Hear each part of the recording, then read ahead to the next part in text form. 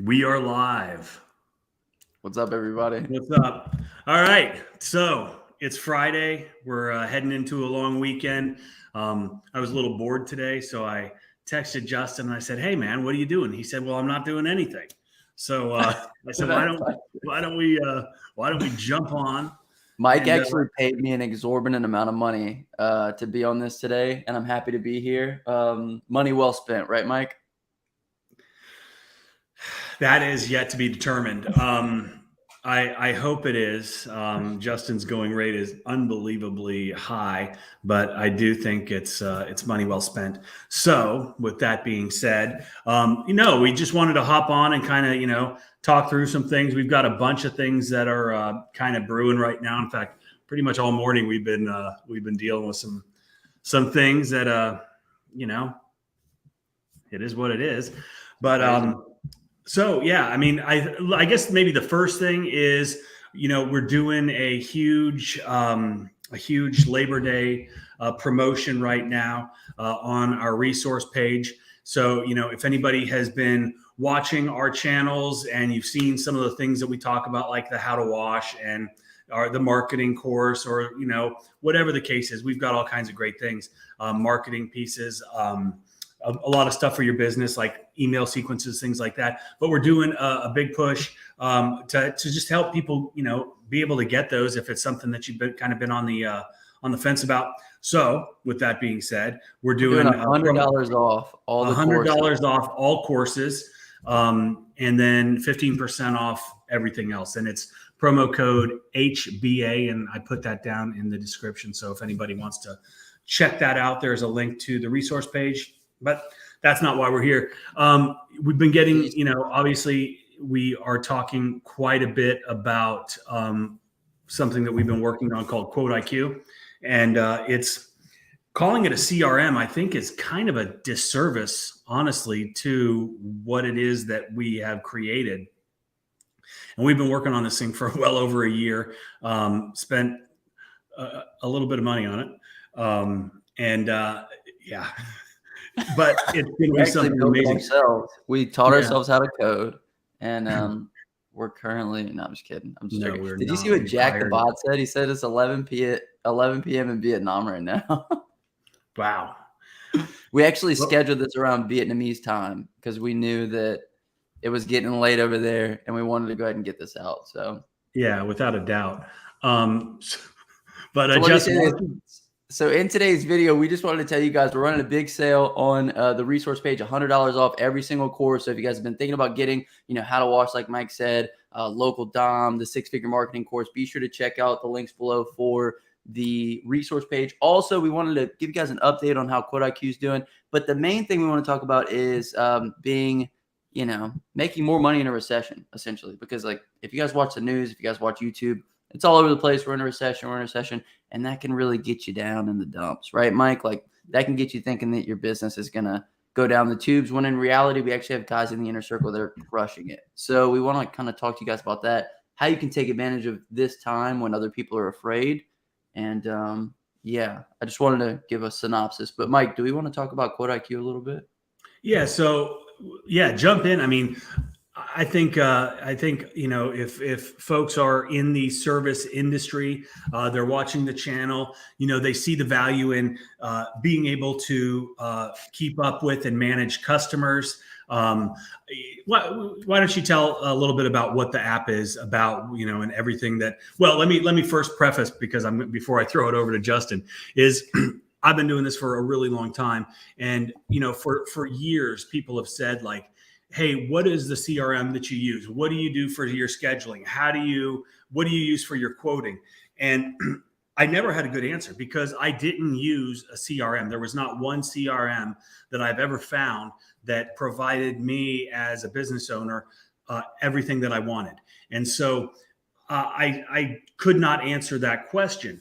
I was using, bits and pieces from different softwares and different apps to work together, and they work efficiently. They work great. It was awesome for me, but it was all these different pieces and components, and it's like I wanted something that I could just have in my hand, in my computer, or not my computer, my phone, and just have everything right there. And so Justin and I, we got to talking, and we were like, why don't we just build it, right?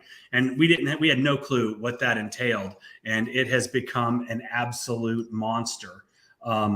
So we got together with some developers, and it's amazing the amount of different types of developers. There's back end, there's front end, there's all kinds of things that we had no clue about. But now we do, and we are very, very close to dropping this thing. And Justin, why don't you tell them some of the key things that this app is going to do? Absolutely. So I want to tell you guys this first. We are going to be rolling out a beta test here really soon. I know we've been saying this for a little while. We've been having a couple issues getting it up on the App Store. So if you guys want to be like the first people to get access to the app and to, be able to essentially test it for us and, get all the bugs out and everything, be sure to sign up. I'm sure Mike's going to have a link in the description. But basically everybody who signs up, those are going to be the first people. We're going to roll this out in waves. We don't want to roll it out to everybody because we need to test, make sure, there's databases and frameworks and firewalls and all kind of crazy developer terms that they tell us. So we want to roll it out slow. And we basically wanted to, like Mike said, create a one-stop shop for everything that your business needs. So we called it Quote IQ because it's basically quote centric. It's going to help you guys in a number of different ways with regards to getting your pricing down, right? Like we have a pricing calculator that helps you to put in all your numbers. So that way, you know what to charge for an hourly rate. I don't know how deep we want to go with the features, but just know this thing will take you start to finish from customer creation all the way to collecting payment on the invoice and everything in between, creating estimates, inspection walkthroughs, just like all kind of cool stuff. Like Mike said, we took all of the things that we like about everything and combined it into one. And it's really cool. I can't wait for you guys to play with it. It's going to be awesome. So that's what I think it is, Mike. Yeah, I agree. I mean, and we really can't go too in depth at this point, but I'm thinking, we've got, I will give you guys video of what it looks like on the inside, and I'll walk you guys through the whole, from, like I said, customer creation all the way up until you're sending that invoice to collect the payment on it and everything in between. Even like we wanted to make the center point of this like the the pulse of your business essentially, so that way you can get all the most pertinent data and everything that you need at your fingertips. So it's going to be great. If you guys haven't signed up already to be alerted for when the beta test comes out, be sure to sign up because, like I said, we're going to roll it out in small increments, right? Because we can't give it to everybody at once. We need to make sure that everything holds up with it. So yeah, I like that comment, Mike. That was pretty good.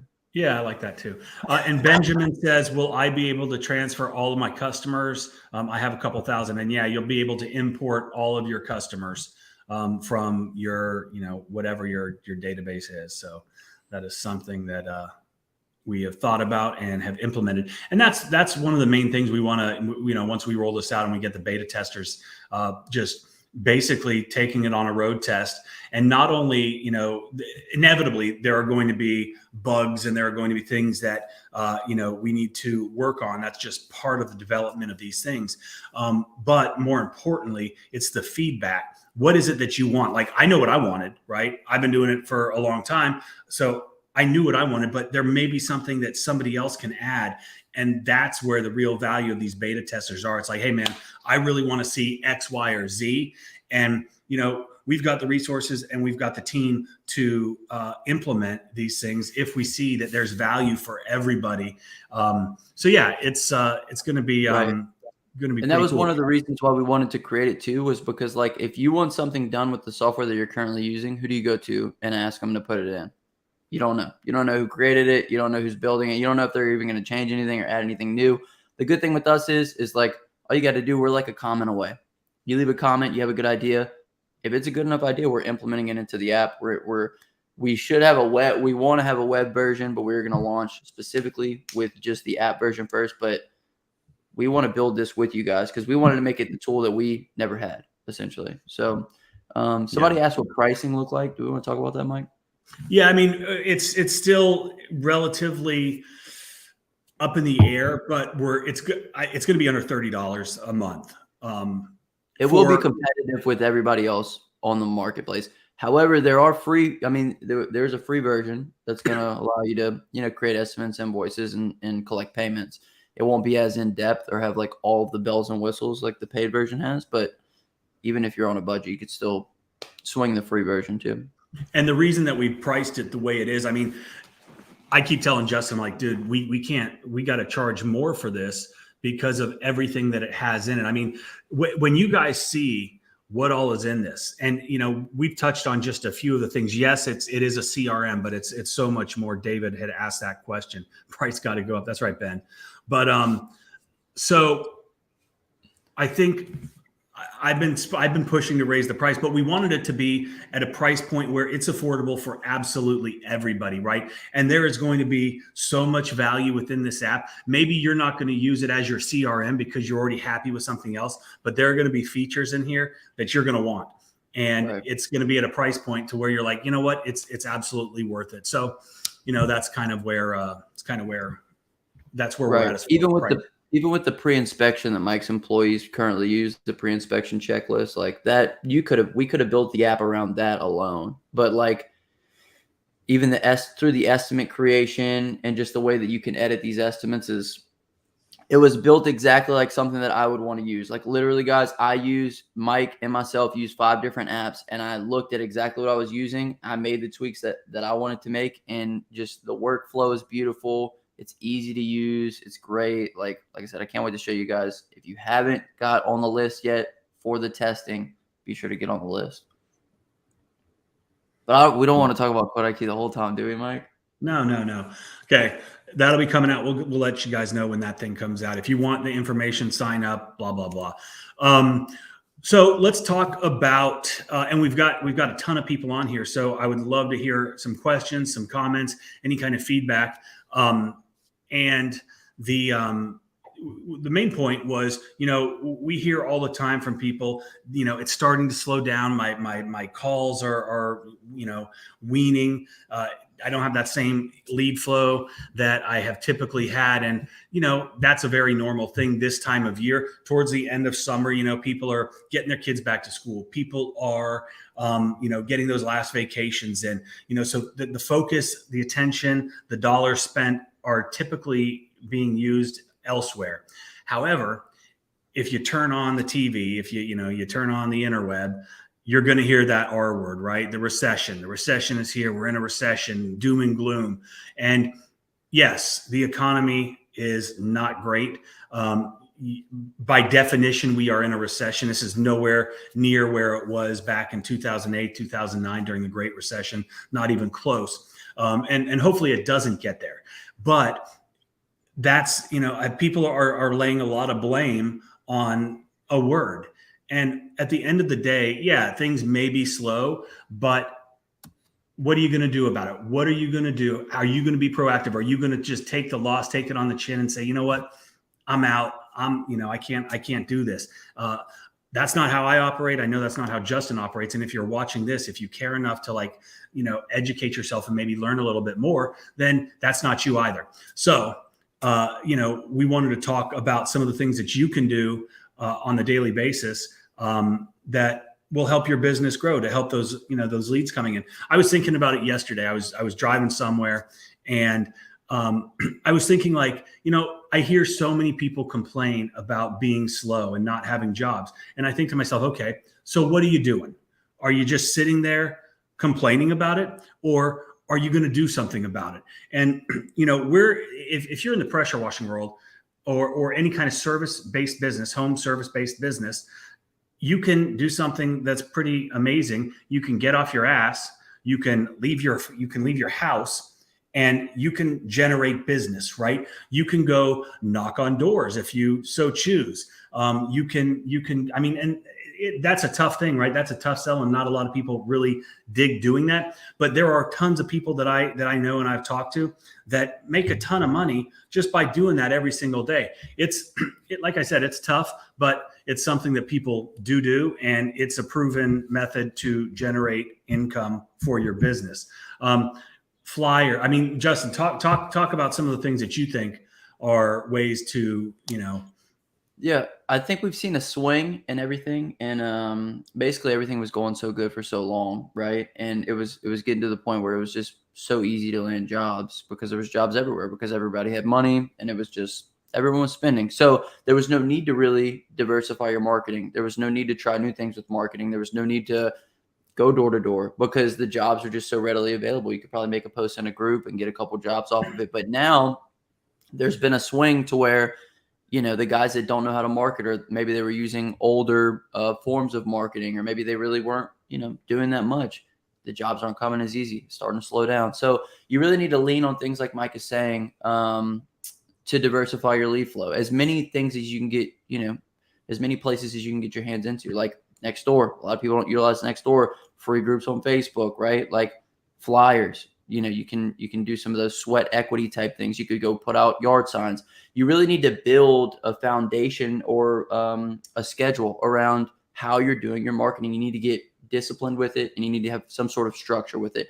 Develop a plan. I think a lot of times we just kind of go on a whim. We market how we feel. But if you can really put together a solid plan and try to execute in as many different areas as possible, you can get the most out of it, right? But instead, guys just kind of go willy-nilly. But you can't really take a business willy-nilly, right, Mike? No, you're absolutely right. And then the other thing that you have to do is not only put in the sweat equity and put in the work and definitely diversify how you're, trying to attract customers, but track your data, right? You need to know what works, because if you are doing, you take the shotgun approach and you do postcards, you do flyers, you do, yard signs, you do email marketing, text marketing, whatever the case is, you're out there. What if your yard signs aren't performing? What if your postcards, your ROI on your postcards is like next to nothing? Are you going to continue to focus your time, your energy, and your dollars on something that doesn't work? No, you're going to keep track of your data, and you're going to figure out where your dollars and your time is best spent. And that's where the focus needs to be. A lot of people don't do that, right? I know guys that have got, they've got a phone number for their bandit signs. They've got a different phone number, and these are cheap. You can get, the voice over internet deals and have cheap phone numbers. Google does it, but track everything. That way, where the focus should be, and you can maximize your dollars spent. The other thing I think too is guys cheap out on like some of this print marketing, and they with flyers, especially with guys starting out, right? They think that they can just print their own flyers and they can pass them out. People can tell very quickly who is a professional business, who is a business that is established, and who is not. And especially if you're printing your own flyers that you're making on Word, you're just not going to win, especially not with a guy like Mike. When Mike is doing mailers and they look super pro and they're built out a certain way, like there's a certain recipe, or there's a certain method to the madness with regards to how you need to put together your print marketing. But don't cheap out. Don't use clip art either. Like you need to be focusing on you need to spend money in the right places to make it look professional, right, Mike? Right, and don't use my logo. Don't use Mike's logo, the most stolen logo in the industry. That's right. But no, those are great points. And I've seen a couple little questions, pop up, talking about pressure washing is something that people might skip.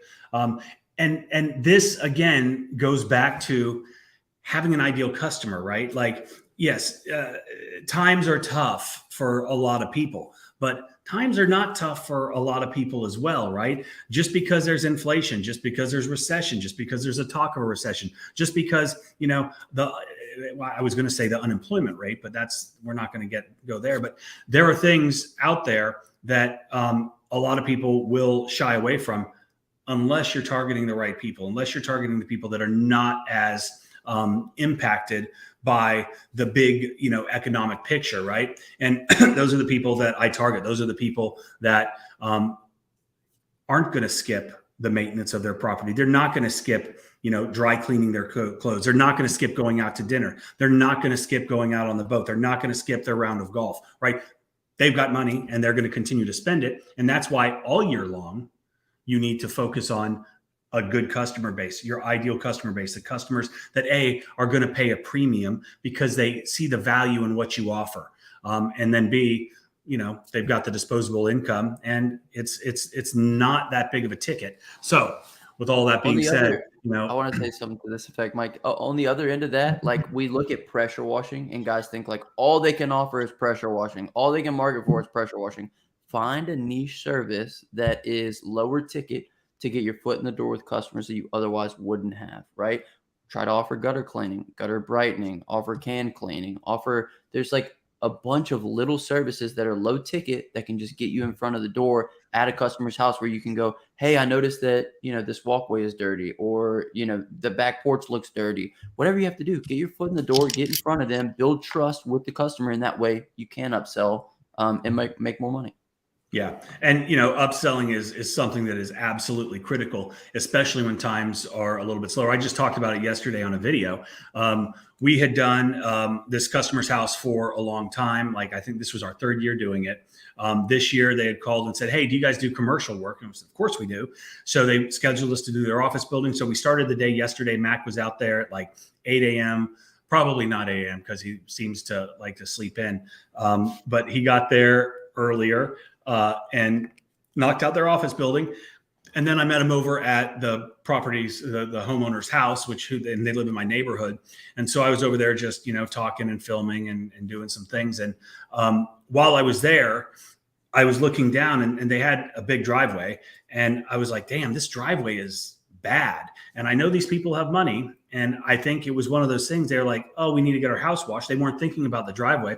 So I took a couple pictures of the dirty driveway. I texted the homeowner and said, hey, while we're here, do you want to knock this out? And she's like, yeah, how much is it? I told her how much it was. She said, sure, go ahead and do it. So it's super easy. And you don't have to be the best salesperson, right? You don't have to be,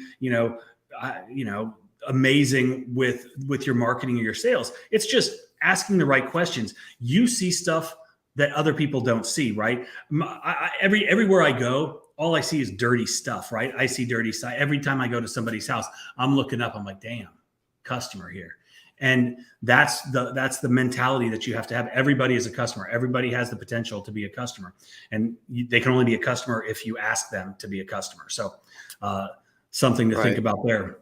And part of that selling is coming out of your comfort zone a little bit. Like, just for the newer guys, get in the door with the niche services and then try to leverage this into other ones. But there's a lot of different pieces to this that we don't realize. Like, you guys watch us just wash stuff on the internet, and it's not like that in real life. Like, when you actually have to interact with people, you need to learn things like building rapport, becoming likable, just all the things that help you to establish a relationship with a customer so that they are more so willing to accept when you're able to make an offer. Even making an offer to a customer, hey, I noticed that, the gutters were full. Is that something you guys want to get done while we're here? Like, get out of your shell a little bit, get a little bit uncomfortable, and make it a mission for yourself, like on the next job that you go on, to offer an upsell to a customer. Like, find something that you can offer and just offer it to them. And you might get a no, but that's part of the game. You got to get no's in order to get to the yeses. So the main thing I want to say is, for the newer guys, get a little uncomfortable and get out of your comfort zone.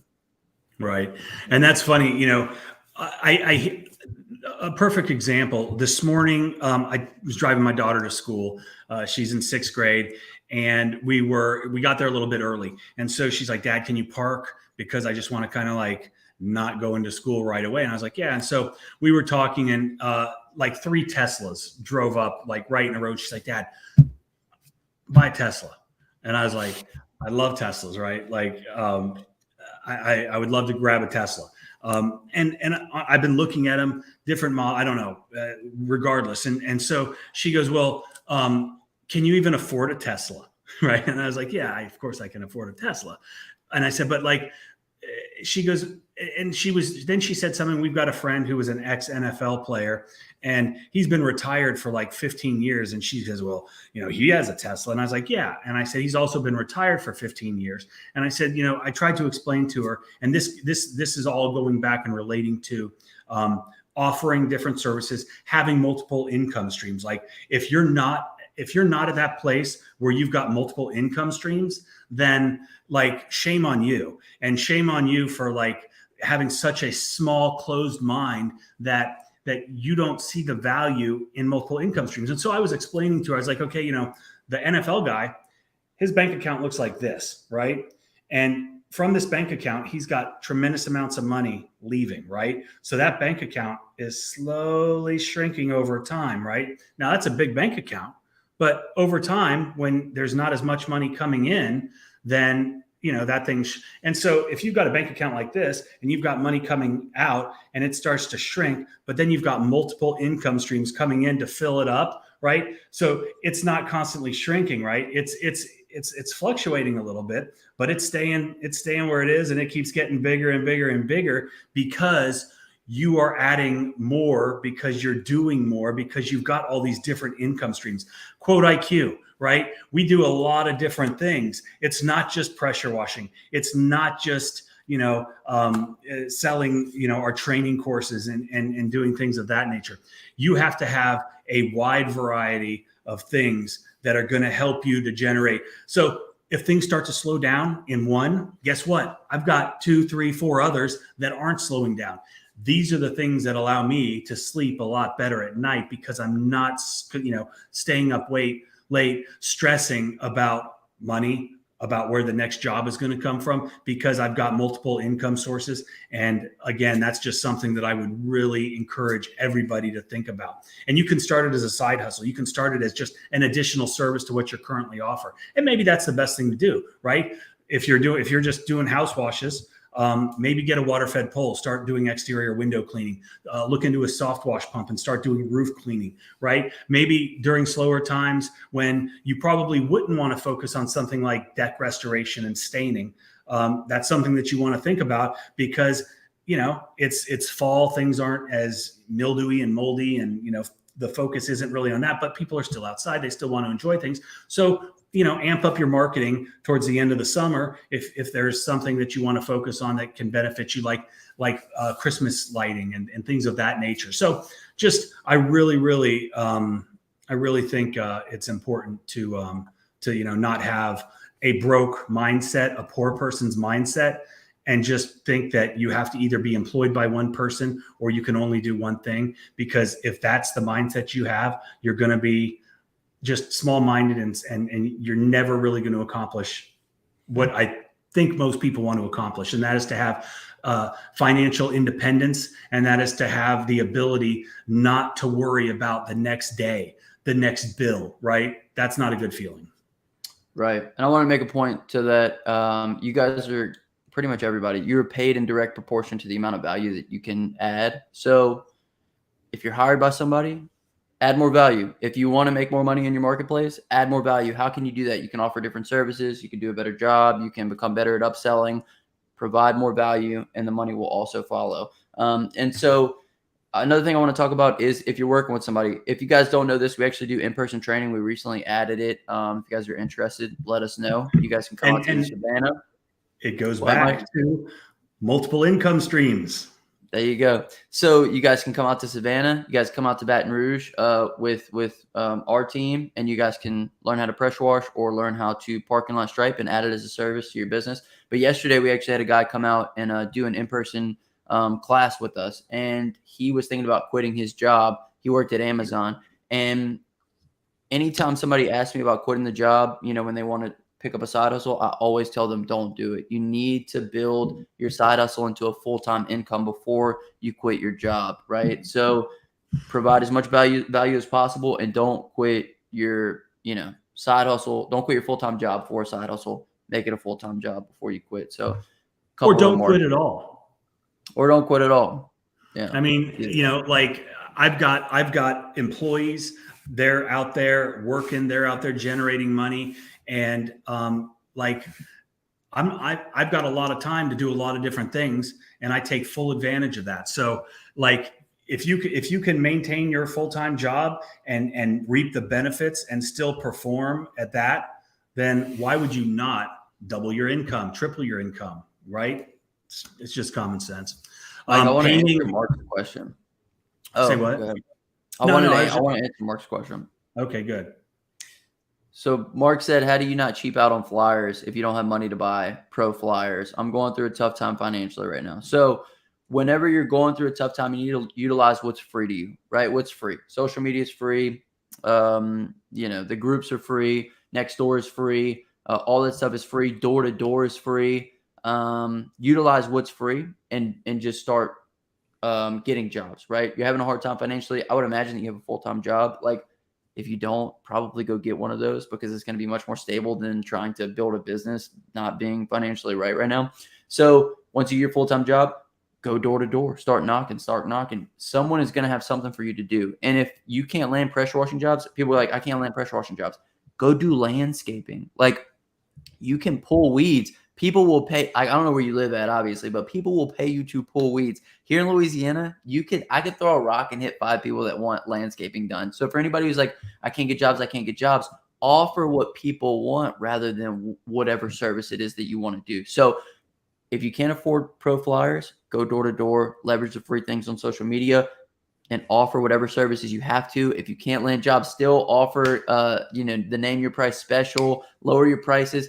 Just start building momentum in a direction, start getting some money, and then reinvest into the pro flyers or into other things that are going to help you to scale your business up. Yeah, I think those are great pieces of advice. And, offering specials, offering discounts, even if it's just a perception of that is something that's really good. Like you could do something when things start to slow down, something to the like, hey, if you get a house wash, we're going to clean your driveway for free if you give us a 5-star Google review, right? Little things like that. Okay, you're gonna get the house wash. And you're going to charge a full price, a good price. You're going to cover all your costs plus your profit that you need to make, right? We're not doing this stuff for free. You're going to do the driveway. Okay. Yes, it's not going to cost you anything, but if that person gives you a 5-star Google review, that's a tremendous value right there, right? Reviews generate leads. Reviews create the confidence for prospective buyers to call your company over somebody else. So I would definitely encourage you to offer some sort of special. And while it may seem like you're giving it away, you're really not. You're capitalizing on your time, and it's going to help you long term, right? Like that hour and a half or whatever that's going to take you to clean that driveway. It's well worth that 5-star review that's going to build on your Google, and it's going to help you to rank higher. It's going to, get, like I said, give you that credibility that you need out there. So just a couple little things to think about. I want to add on to Dances with Comic Book says, yeah, Mark, the good flyers cost a lot. Inflation isn't helping. So I want to let you guys know that whatever your mindset is right now is only going to continue. Like even if you had enough money for flyers, you'd be like, Facebook ads are too expensive to run. Google ads are too expensive to run. So, building a website is too expensive to set up and manage. Like no matter what your mindset is right now, it's always going to be your mindset. Everything's going to always be too expensive. So you really have to change your mindset first. You have to become resourceful. And like I said, all that comes from creating momentum in a direction. So if you're in a tough financial spot right now, why are you on this call? Get off the call and go knock on 20, 30, 40 doors. Like, don't be on this call right now. So just whatever place that you guys are in, just know that you put yourself there and what is it? I think Einstein said trying to solve a problem with the same thinking created it. Like we'll never solve it, right? Like you need to go take action, move in a direction and build momentum in that direction. And then over time, you're going to start thinking differently and you're going to start coming up with ideas and you're going to become more resourceful. But the biggest thing here is action, right? Find a direction and move in it instead of like a lot of people just overthink and just don't do. And essentially that's what you need to do. Yeah, it's paralysis by analysis. When you overthink, you become just, and it's that negativity, right? It's that, oh, woe is me, poor me, everything's expensive, I don't have enough money, inflation, recession, my boss, whatever the case is. Like, yeah, life sucks. Life is not fair, right? But it is what you make it. And True Secret just says nothing is too expensive if it brings in business. I've heard dozens and dozens and dozens of guys that have implemented Justin's Facebook ad strategy that have said like, yeah, I used to put in like $3 a day and it never generated any money. No, and it's not going to. And then they say, then I listen to Justin and I'm like, okay, I'm gonna start at $25 a day, and I'm going to do that consistently, and I'm going to see what happens. And guess what happens? You start generating leads. You have to trust in yourself. You have to invest in yourself. You have to invest in your business, because if you don't, nobody else is, right? And if you don't invest in yourself and you don't trust in yourself, if you don't think that investing in yourself is a good idea, then pack your shit up and go work somewhere else. Go work for somebody for, whatever wage they're willing to give you, or bust your ass, get out there, stop feeling sorry for yourself, do what needs to be done, and basically you can pave your own future, right? The most wealthy people, they didn't sit back and complain. They did something about it, right? And it wasn't they were lucky. It wasn't that they got handed something to them on a silver platter. It's because they worked for it. They went after it. They did the things that they needed to do in order to become successful. And that's what you need to do. Are flyers expensive? Maybe, right? I don't think so.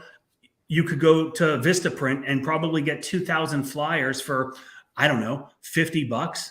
Is 2,000 flyers for $50 a lot? No, it's nothing in the grand scope of things, because out of those 2,000 flyers, I guarantee you're going to land a couple $300, $400, $500 jobs at the bare minimum.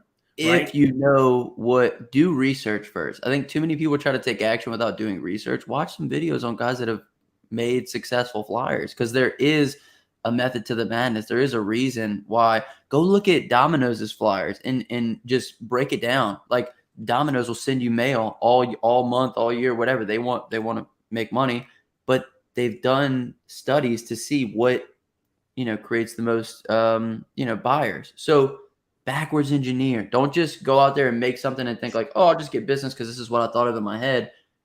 Find the people, like Mike says, even with the flyers and even with the yard signs, Mike talks about putting them in front of places that commercial restaurants, Mike, because they've done the research to see this is where the most traffic and most eyeballs are going to be. Walmarts, gas stations, anywhere that these major corporations have put their time and their resources to find like the best places. Like, they don't just say, hey, I'm going to buy this piece of property and plop down a Walmart. No, they're going to find a busy intersection. They're going to find a high traffic area, and they invest, tens of thousands of dollars before they even start thinking about where they're going to put the location, to find the location and capitalize on that, right? Like, don't reinvent the wheel. Like, I see yard signs, bandit signs, gorilla signs, whatever you want, in the dumbest places like on the side of the road where there's no stop sign. So someone's driving by 50 miles per hour and they're going to see your sign. They're not going to see your sign. Be strategic, right? Do your research, think, right? That's the bottom line. Be smart.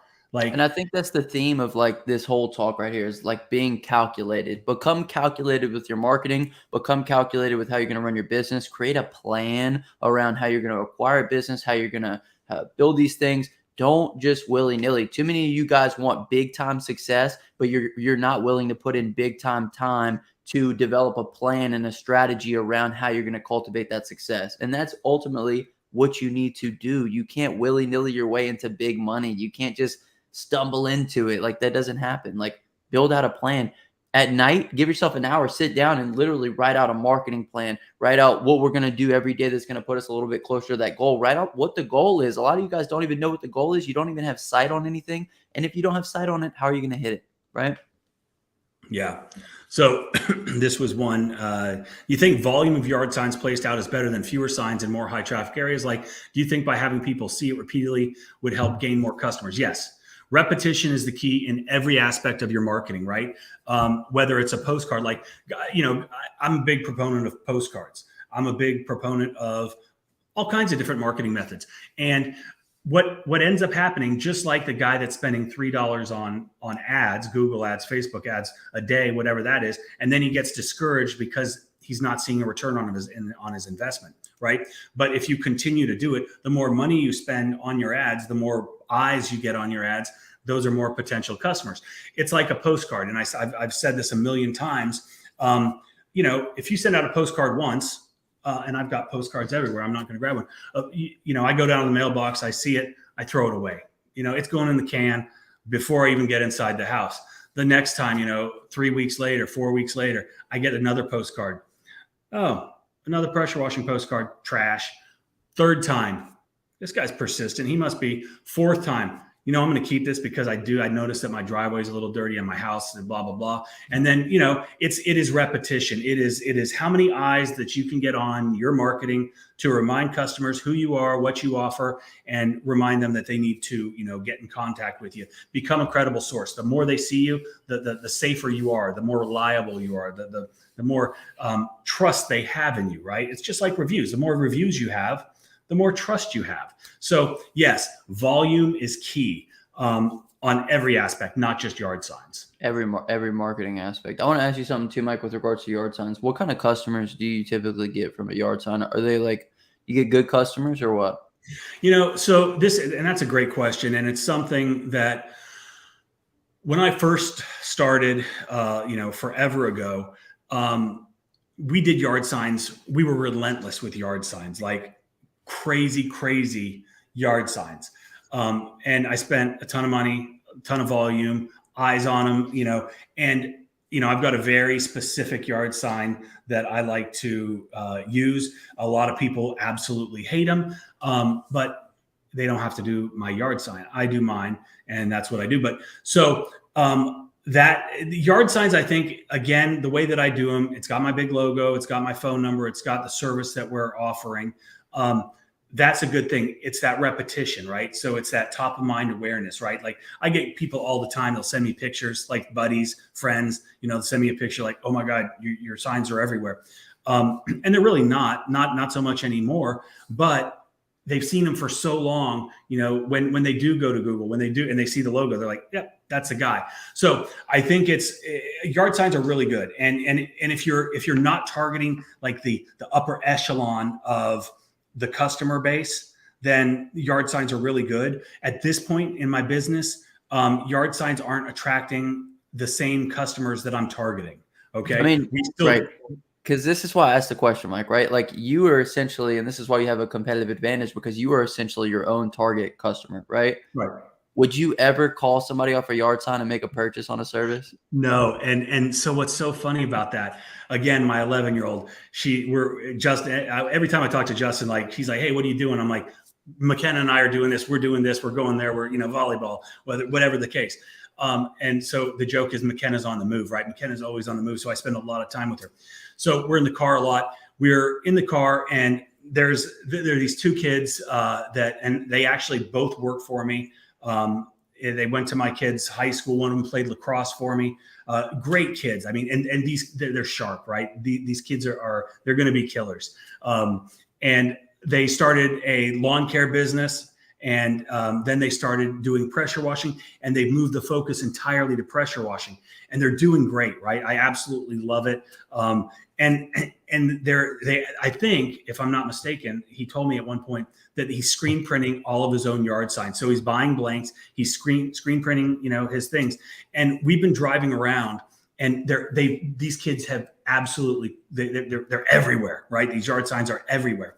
And I look at them and I'm like, okay, that's awesome. And I said something to my daughter. I was like, look, and Philip and Cole are their names. And I was like, I said, they must have been out all night doing this. And she goes, why? And I'm like, so people can call them. And she goes, nobody calls signs on the side of the road. And I was like, damn, like it took me like 15 years to realize that the bandit signs aren't the best form of advertising. They're a good form and it's good. And I still do them. And I've got hundreds of them.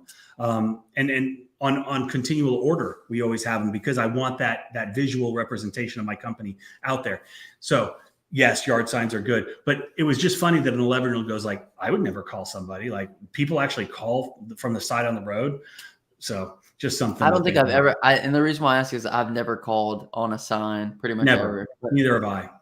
Like you said, top of mind marketing. And if you're just starting out, it's a good way to spend a little bit of money and get in front of a lot of people. And essentially that's all you want at the end of the day, is just to get in front of as many people as possible. So diversify your marketing with yard signs, but just keep in mind as you get farther into the game, like let's say you're making a couple $100,000 a year with whatever service you're providing, you're not going to go out of your way to continue the bandit sign marketing because it's not, right. you're not attracting the same people that you really want. Right. Essentially. Although when you buy in volume, they're so cheap. It's like, why would you not do it? But again, so Jason, who's a Jason T Inner Circle member, he just said he just started 2 new ads today at $20 each and got his first message within 15 minutes. So that's on Facebook, I'm sure. Absolutely. That's great. Yira, Jorge, another Inner Circle member in here. So yeah, I mean, it's great. Inner Circle, and if you guys are on here, I mean, the Inner Circle is just a group that we have created for guys like Jason, guys like Jorge, that see the value in surrounding themselves with like-minded people, right? Like if you're surrounding yourself with people that are, oh, doomsday, recession, poor me, then it breeds, right? That's just that negativity, that loser mentality is going to breed and fester, and you're going to become, worse off than you already were. But when you're with people that will build you up, that are going to give you ideas, that are going to help you grow, that's where you want to be. Surround yourself with people that are going to elevate you, not tear you down. Absolutely. And a lot of your family members will not understand what you're doing currently, because a lot of people that you probably know and you associate with, they probably punch a clock. They're probably fine with it. They're working for the weekend every day. They're not essentially anybody who goes out and starts a business and takes the risk of running a business is, going for freedom, right? You want something different than what everybody else wants. You want to kind of break free from what everybody is, the social norm of just getting a job, punching a clock, having a boss, 9 to 5, not having to worry about anything. And then you're putting on all the hats, you're doing all the things. And that's why people don't understand you, who you probably, your family members, friends don't understand you. So like Mike said, it's just a good place where people can support each other, build each other up, and everybody understands one another. Yeah. So Elijah says, I'm trying to move to commercial washing. The best groups of people to go introduce and reach out to for commercial jobs and contracts. So again, and we kind of touched on it briefly, but like, I think your current customer base, your current friends, your current family, leverage those relationships, and not just, hey, can I wash your stuff? Ask the question. And Justin and I have been talking about this quite a bit is, hey, do you work somewhere that could utilize our services? Hey, do you own a business, right? Do you know anybody that owns a business that might need us? People are willing to help people that they like and they know. So I would start there. But where do you go? Well, go to every single business that you see. Every business out there is a potential customer, right? Go to the restaurant, ask to talk to the general manager. Walk in, introduce yourself. Say, hey, I was just outside. I noticed your receiving area. It looks a little dingy. When was the last time you had to clean your dumpster area? And these people, they have to maintain these things, at least restaurants, because they're graded on it. So they are hiring somebody, they are paying somebody to do this for them. So let them pay you. Walk in, introduce yourself, give them a business card, be prepared to give them a price on whatever it is that you're wanting to do for them. Hell, I was at my kid's dentist about a month ago, and when I walked in, I look up like I always do, and it was dirty, and there's like a tree hanging out, like growing out of the gutters. And we had our appointment.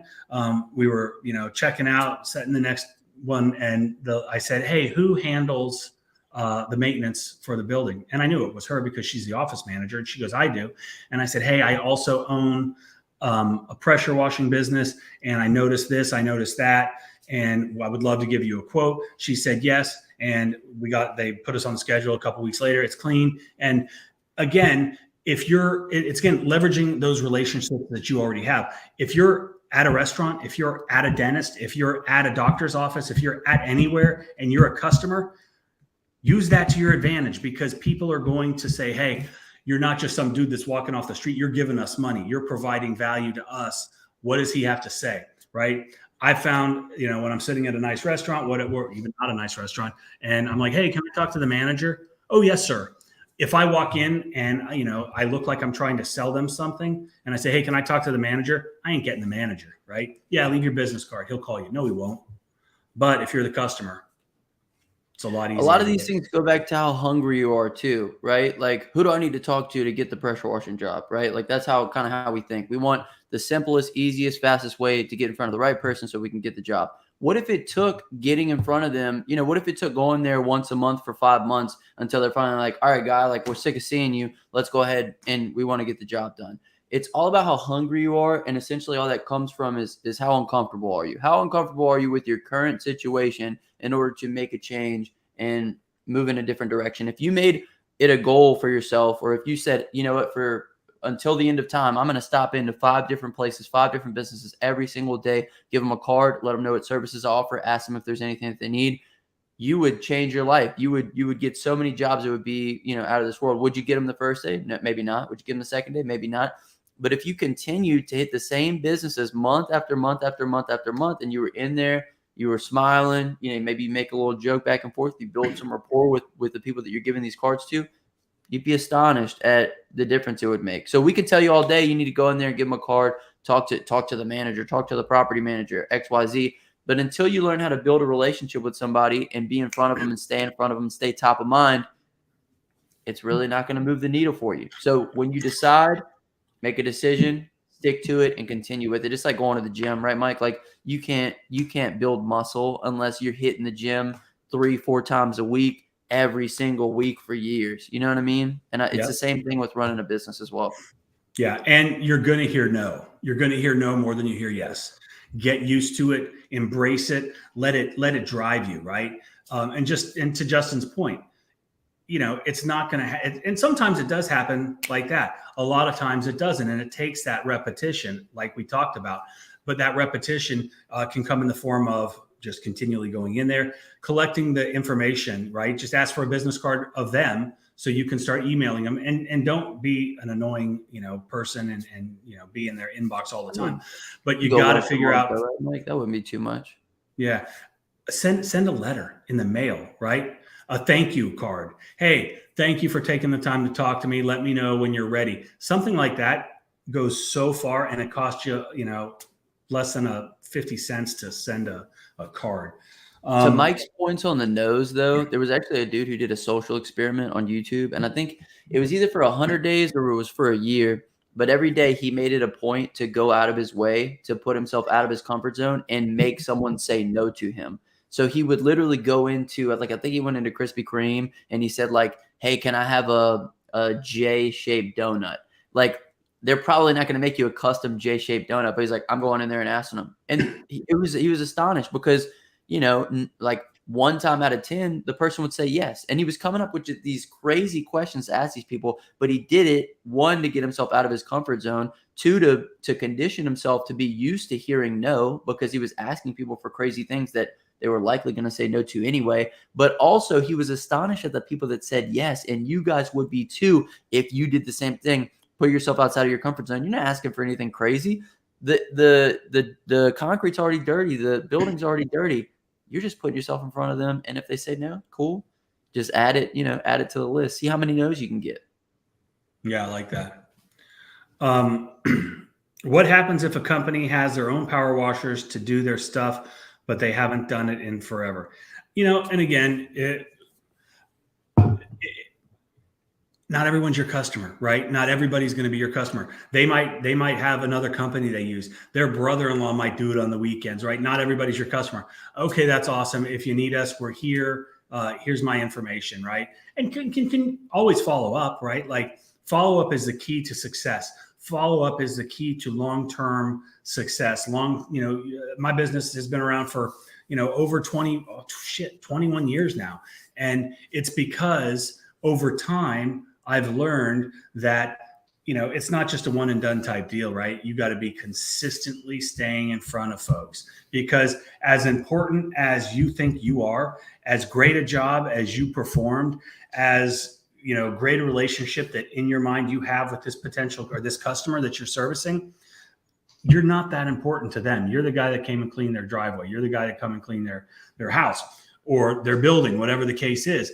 And maybe in 6 months, maybe in 9 months, maybe in a year, when it's time for them to call somebody else to clean they might not remember that it was All American. They might remember, it's Veteran Pro Wash or whatever the case is.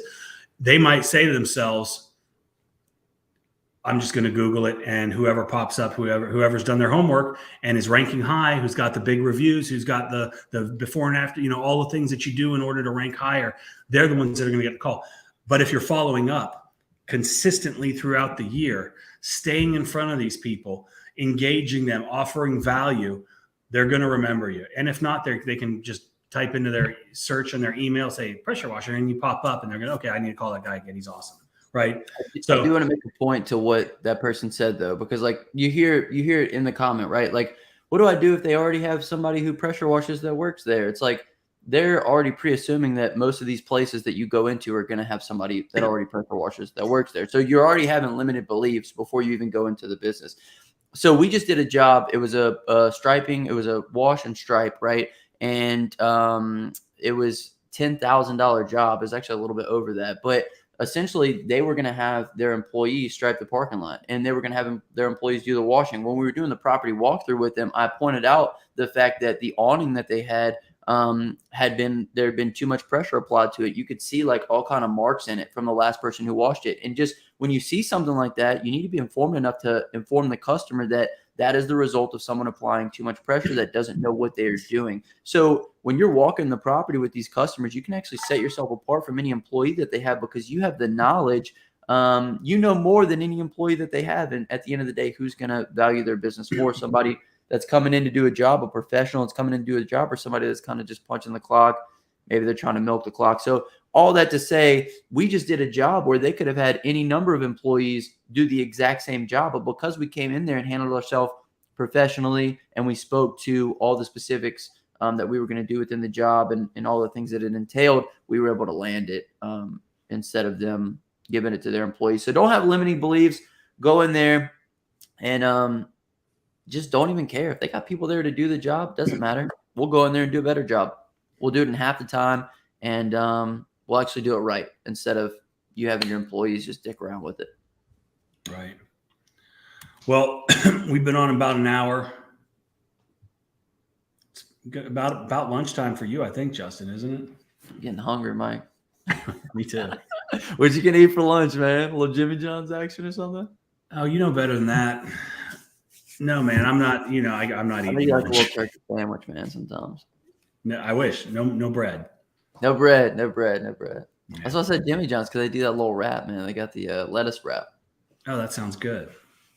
Well, okay, we'll take one last question. If anybody has anything that they're just dying to ask.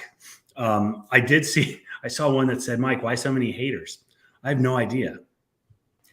Dude, if you have haters, you're doing something right. If you do not have haters, you need to get some, because you're not doing anything right if you don't have haters. That's funny.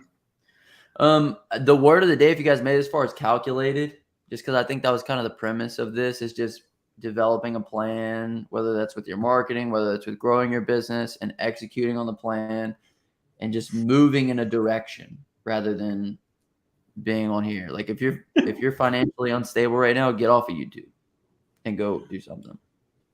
Justin's basically Mike's son. Maybe so. Who knows? That's funny. Well, so you were over here, what, like, I don't know, a month ago, maybe? Yeah. And so Justin was over, and my son, Mike, he's 20. They were sitting at like the bar area in our kitchen and just kind of hanging out. And I look over and I'm like, damn, like, they're like almost the same age, right? Like, Justin, you got him by like 8 years or something, I think. How old are you? 28. Yeah. So you got him by 8 years, but it was just a weird dynamic. I was like, oh damn, they're like talking about video games and like whatever. So yeah, no, Justin is basically my son. I love that. If you're not haters, means you're not making money. Yeah. All right. Well, that's it. I appreciate you coming on, Justin. Thank you very much. Hey man, you add tremendous value, and I'm going to Venmo you your stipend. I don't know if Venmo will actually allow that much money to be transferred, honestly. Yeah, right. I do want to say this before we go. If you guys, we're doing the sale, the Labor Day sale, $100 off of every single course on the resource page. Check that out. Links below. Also, if you guys want to get on the Quote IQ testing, if you guys want to be the first to learn when Quote IQ launches, so you can get in there and test it out. Also leave links for that down below as well. And yeah, man. Well, word of the day today, calculated. If you made it this far in the video, That's it. All right. excellent. Thanks, Mike. I appreciate it, man. Yeah, man. See you, buddy. Peace.